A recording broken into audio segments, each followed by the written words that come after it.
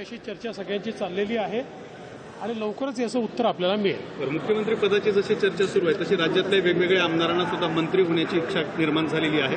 त्यांची सुद्धा उत्सुकता ताणली जाते. आधी मुख्यमंत्री ठरेल आणि मग मुख्यमंत्री मंत्री ठरवतील. त्यामुळे मला असं वाटतं की आधी मुख्यमंत्र्यांची वाट पाहावी, त्यानंतर मंत्र्यांची पण जी काही नावं आहेत ती आपल्याला लक्षात येतील.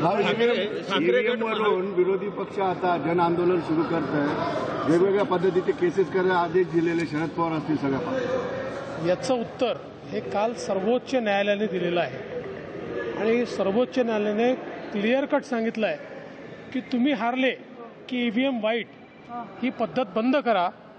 ईव्हीएम टॅम्पर प्रूफ आहे, ईव्हीएमची पद्धत चालूच राहणार आहे हे सांगितलेलं आहे.